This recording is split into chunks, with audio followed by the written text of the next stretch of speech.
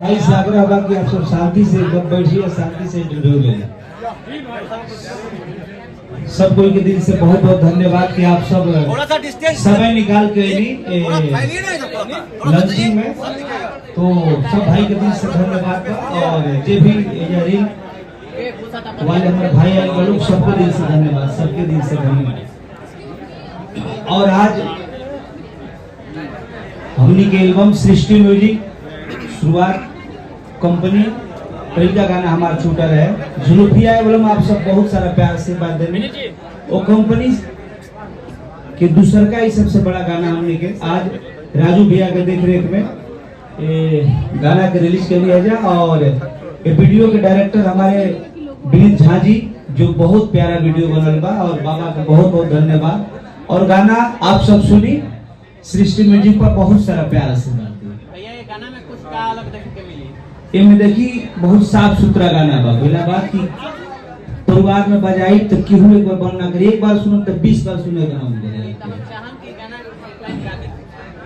जरूर आपको सुनाए गाना हम। और एक्टर चांदनी सिंह जो बहुत अच्छा एक्टर बाड़ी और बहुत अच्छा काम करे बाड़ी, और डीओपी वीडियो के रंजीत भाई, तमाम टीम सब अच्छा रहे और बहुत लगन से सब कोई काम करेगा। तो आशा ना पूरा विश्वास कर कि आप सब अपने के गाना के बहुत सारा प्यार आशीर्वाद दे। तो इसमें आपको ये गाना में बहुत लोग आवेला कि एसी लगवा दी, आप सुन लो बाकी में, बाकी मर्द एसी लगौले बाद तो औरत बोले कि ज्यादा बढ़िया मत लगा दी एसी को।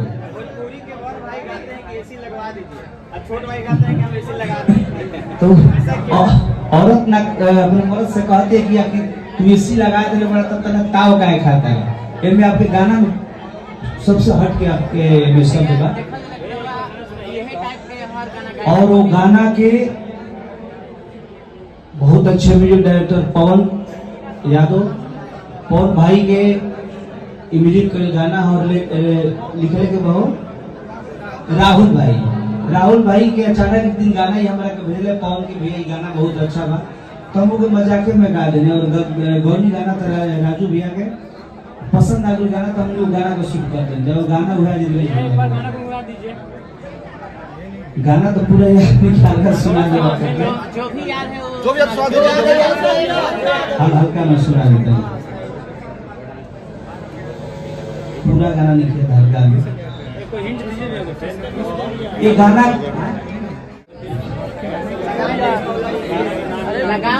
हरी की बढ़ी चढ़ी बोलो तारा बेसी है बोलो,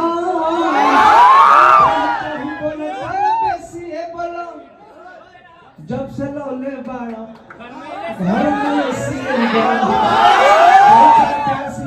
गाना के सुने एक बार तो 10 बार आप सबको सुने का मन करिए। और ज्यादा से ज्यादा आप सब रील बनाई, प्यार से बात भाई, ऐसा ना पूरा विश्वास कर गाना ही गाना उड़ा दी। आपको काम करके कैसा लगा? इसे काम करके बहुत अच्छा लगा, बहुत ज्यादा।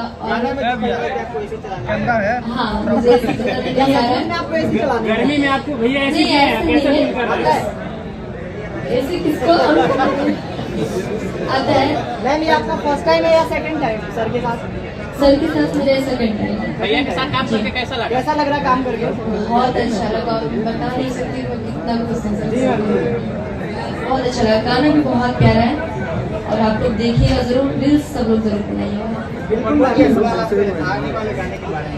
अब देखिए हर एक कंपनी से तो गाना बहुत बड़ा ही आवता है हमारा, और सबसे ज्यादा ये गाना सब उम्मीद बस सृष्टि म्यूजिक चैनल से, जो भोजपुरी की बहुत ही बड़ी लेवल की कंपनी है। जब गाना एगो हिट भइले हमार कि झुलुफिया एल्बम आप सब सुन रहे हो, हर के हो बलमुआ कमाल करे हमारी के मुश्किल हाल करे कि जरूरत चुम्मा चाही हमरा गाजे कोनो हाल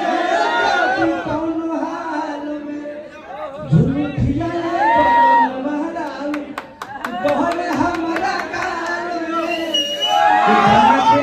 बहुत रील बना रहे हैं, बहुत प्यार कर रहे हैं।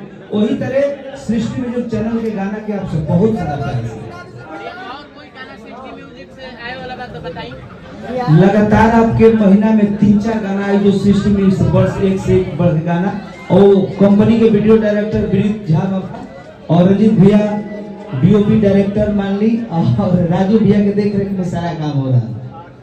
और सृष्टि म्यूजिक से मेरे भैया आए हैं, भैया को भी दिल से धन्यवाद। चलिए अलग अलग कंपनी का गाना है तो ये गाना सृष्टि म्यूजिक के रहे थे, आप सबको सुनोनी बहुत सारा प्यार आशीर्वाद दिया और ये गाना का सुपर डुपर हिट करेगा आप सब।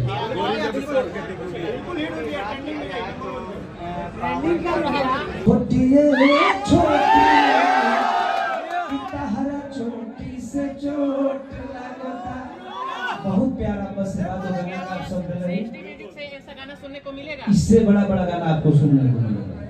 और कोई आपका फिल्म आने वाला हो आपको? अभी फिल्म देखी वही जाते हैं शूटिंग करे रखवाला के 15 मई से और बहुत सारा फिल्म जो रिलीज पर होगा तो आप सब ही तेरे प्यार से बात देते रहिए। चाह की रंजीत भैया कुछ रवा बोलिए अपना मुंह से।